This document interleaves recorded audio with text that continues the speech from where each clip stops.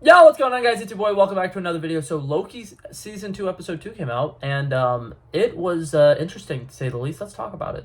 Now, imagine you were secretly having a conversation about the God of Mischief. That's a Lowkey Loki talk. Yeah, I'm very disappointed in that, too. It seemed a lot cooler in my head, but after rewatching it a couple times, I'm like, wow, this is the most miserable thing. But like I said in the last one, I made the graphic. I'm keeping the graphic. But that being said, let's talk about the episode. So, a lot of things happened in this episode, and it feels like a lot of stuff moved really quickly, and I'm starting to catch on to like some kind of like pattern recognition thing, and there might be something that's going to be kind of bad about this season in a couple episodes if something doesn't get addressed pretty soon. But that being said, we're gonna dive into that a little bit later. I'm gonna talk about the team dynamic in this episode, because I think that was one of the main things where I was kind of like, okay, well, that's new. So all of a sudden, first off, we start off this episode, it throws us right back into TVA stuff. They're in a different timeline in London, 1973 or something like that. They're going to see a movie premiere. They're wearing nice outfits, and like, we didn't really see what happened to lead up to them going there. There was just kind of a couple throwaway lines at the beginning of the scene where Mobius and Loki were like arguing about like how pointless it is that they're there, and Mobius is just like, this is the only lead we have. We gotta take it. And it works. And I thought it was good. Like, I didn't have any problems with the way that they just, like, dove right into the episode. But it's the fact that they kind of, like, dove straight into that episode. They start off with this huge sequence. They finally catch Brad Wolf. They take him back to the TVA. That's about, like, I want to say, like, 10 minutes worth of stuff. And then when they get to the TVA, they don't take, like, a second to, like, really help fill us in, like, us as the audience, in on what the hell's going on. So it's kind of like, okay, well, they caught Brad Wolf, but, like, what happened with everything at the end of the episode? What happened with this? What happened with that? And then, obviously, all those questions will get answered at the end of the episode. But it's like, they ended the episode in such a great way to set up this episode, and then it seems like they did not care about that setup at all. They just wanted to start a completely fresh new episode, which I was cool with, especially because like episodic television, each episode is supposed to have its own mini contained story, and this episode did, but it just felt really weird the way that they decided to start it, and that was a little interesting to me. But one of the main things, there's now like a team dynamic, which it made sense before with like Loki, B-15 and Mobius, like them kind of being a team because they've been working together a lot. But like also the fact that like B-15 and Casey are now like close friends, and Casey is now a part of their like group, because like Casey's always been there, but he's always been kind of like a background character. He's been somebody who isn't super duper important, but all of a sudden like the four of them are working together. Like they've been this team for a really long time, and they're also working with OB. Like they've been friends with OB for forever, and like they just met OB, and they're immediately starting to trust him with literally everything, and they're going for him for all of the things that they have questions about ever. And like, I love OB, and I love the character, I love everything that they're doing with that, but as of right now, it just feels like they really like immediately were just like, okay, here's all of our main characters, they're going to be a team, and they didn't really care about how they became a team.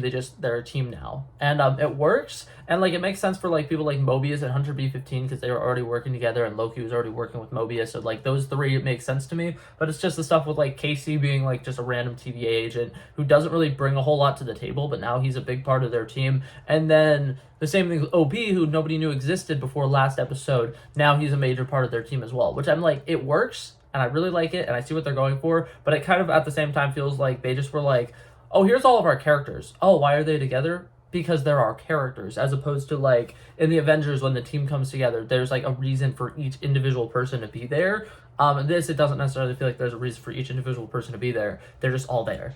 But I like it, right? I think it's cool. Some of the stuff that I really enjoyed with this episode was like Casey geeking out about OB and being like, oh my god, can I get your signature right there next to your picture? And it shows that like anyone who's ever picked up the TVA guidebook would know who OB is, because it literally has his picture on the thing. Like, that's so funny to me. Like, that's just a nice little like noticeable detail, because I think it's really funny that when they introduced OB, they mentioned that like nobody knows he exists or whatever, and how nobody ever like goes to talk to him, and his last visitor was like 400 years ago. And it's just like, it's funny because like everyone should know who he is. Everybody should like have at least read some of his work, because those books are on every desk in the TVA supposedly, which I think is cute. I think that's fun. I think that everything with the OB character right now is really great. If there ends up being some like weird twist where like he's a robot, or he's like Miss Minutes, or like something weird, or he's like an evil guy who works for Kang or something, I'm going to be heartbroken. I'm going to hate it. Right now, his relationship with everybody and how he's like adorable and how he's like so sassy and snarky is fantastic. I love when they go down and they bring him this temp pad and they're like, hey, can you tell me what's wrong with this temp pad? And he's like, do you think that is more important than me saving the world right now? Because yeah, I'll get right on it. I'm not doing anything else right now. And he's just so passive aggressive about the fact that he's dealing with bigger issues.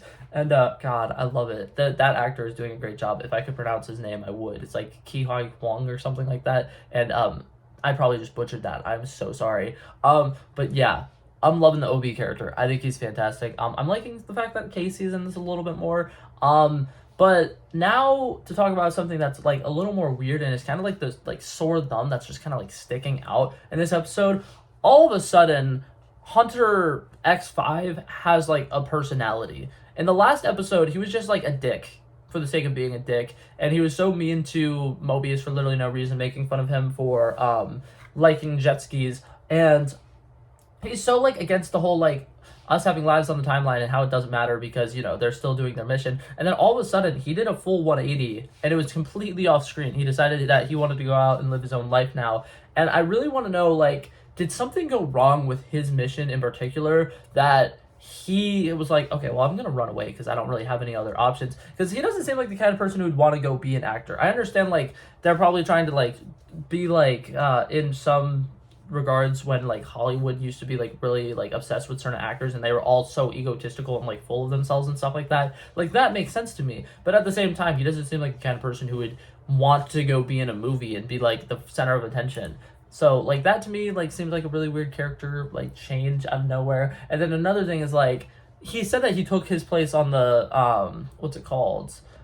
Timeline or whatever. Does that mean that he, like, found the very end of himself, killed himself, and now he's living the story that he's supposed to be living? Because even if he, like, stole his life back, right, and he, like, went to wherever he got, like, cut off as a variant, right, and he killed that version of himself, and he started going forward, he would have to do everything that variant was supposed to do, or he would create a branch, and that would be a problem. And he specifically knows that, like, branches can't exist right now.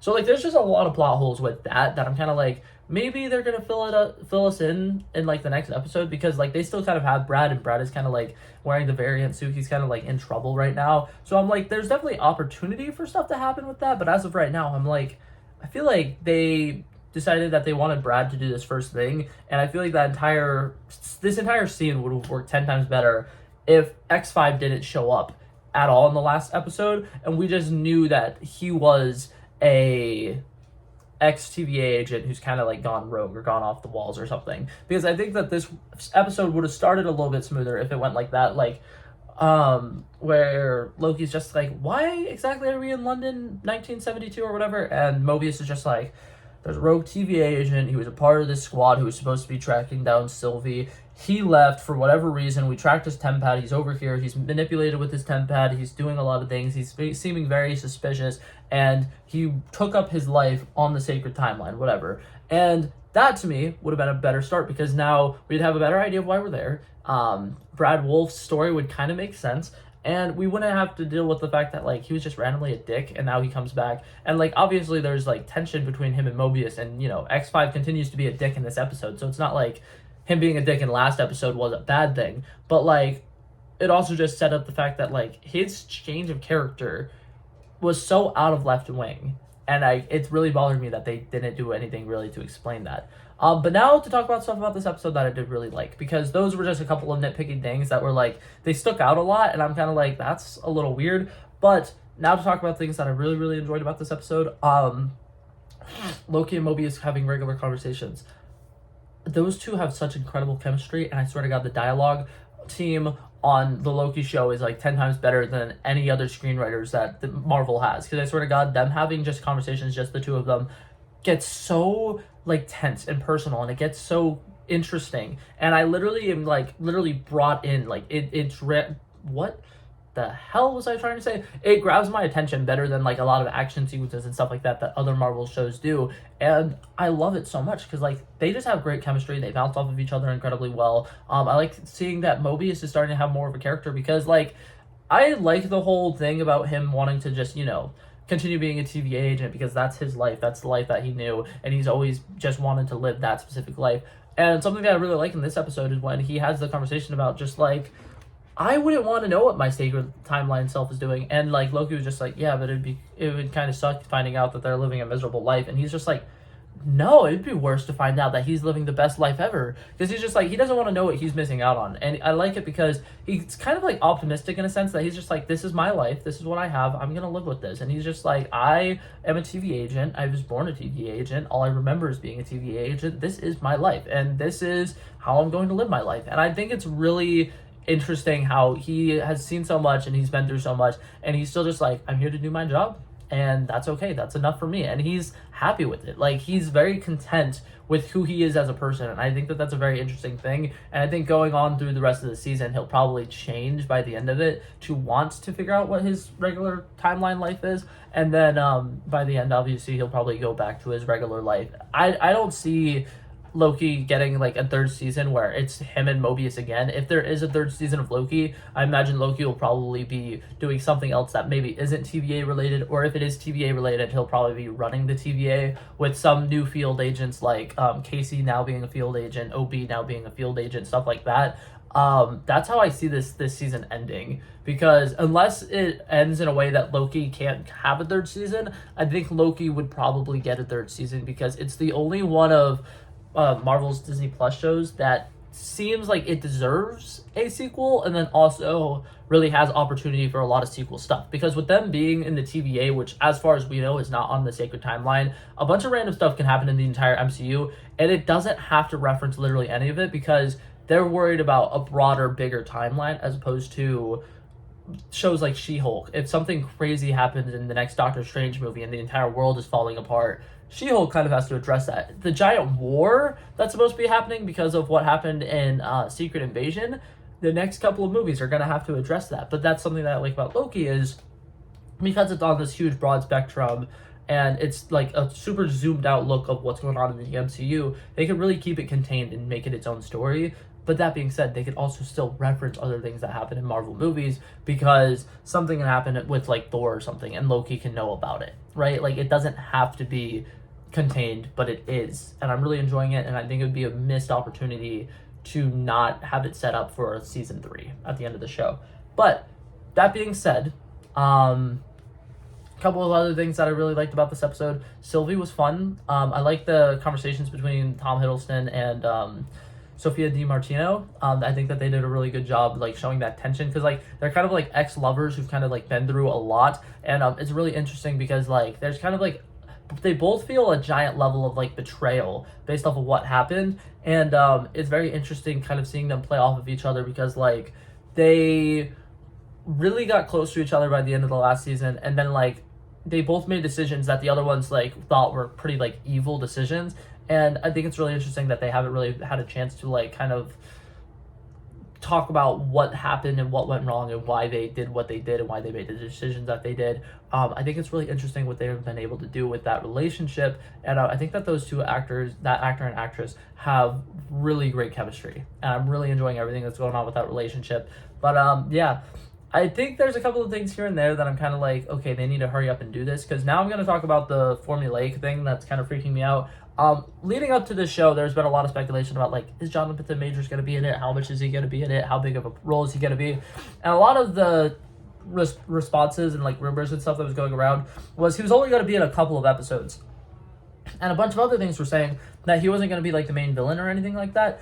I'm a little concerned because at this point in the series, we have not seen him yet. And if he's not going to be the main villain, and we haven't seen him, I feel like there's going to be a lot of like storylines shoved into the next 4 episodes, and I'm a little concerned about it because we only have 4 hours worth of like stuff left in the show. They have a lot of unanswered questions about Brad. We haven't seen the aftermath of all the branches that just got pruned.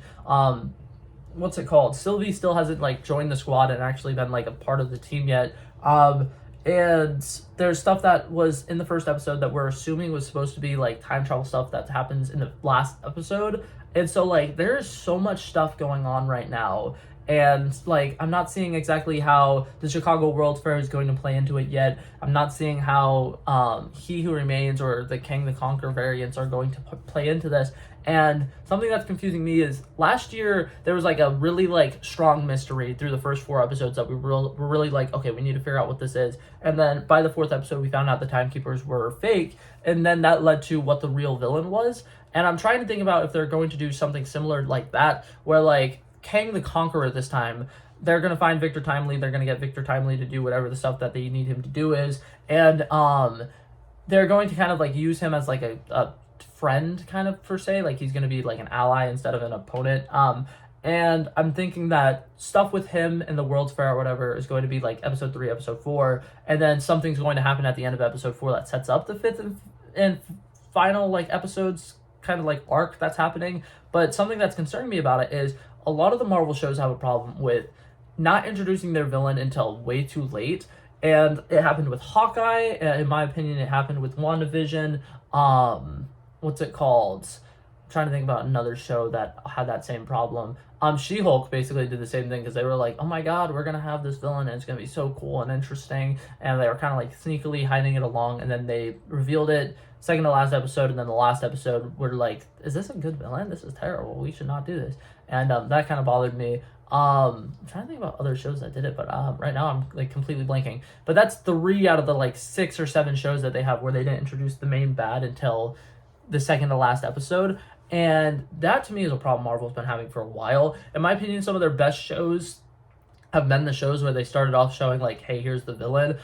Secret Invasion obviously fell really flat on its face, but like the first 4 episodes were really strong with Gravik and Kingsley Benadir playing that character were really good. And then we have, what's it called? Moon Knight, where they picked Arthur Harrow. They started off right at the beginning of the season. They were like not straying away from it. He was literally the first scene and he was a part of the last scene. And I think that show was fantastic. Part of the reason why it worked so well is because we knew the villain and we knew what was going on. Loki obviously has the benefit of hindsight of the fact that a lot of people are expecting it to kind of be a mystery like last year. But I don't want it to become a thing where it's like, we're not going to see the villain until the final episode again, because that'd be disappointing. I also would think that this show would probably do really well without a villain, but I'm a little concerned because Marvel seems to think that they need to have villains and stuff. But that being said, that's all my critiques. That's everything I have to say about it. I don't have any like really interesting theories for the rest of the season. Like I think that this show is going to be a little bit more grounded and there's not going to be as much, oh my god, batshit crazy things happening, because it seems to be a very contained story, and I don't think that there's going to be time to like hop around different random timelines and see like variants of other people like I was kind of expecting there to be. But that being said, that was it for this video, guys. Thank you guys so much for coming by and checking it out. I love and appreciate you guys. If you guys have anything that you want to discuss about this episode, feel free to leave comments down below. But that being said, I'm going to head out, and I hope I'll see you guys in the next one. Peace out. Bow, bow, bow.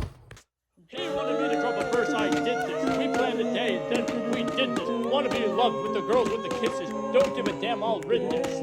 I like this when I run the distance. I run a 5K, you go ballistics. I wanna live within the business. Buy more than what's on the clearances. You're getting big cause I know you're a physicist. I wanna deny this shit, I'm unlimited.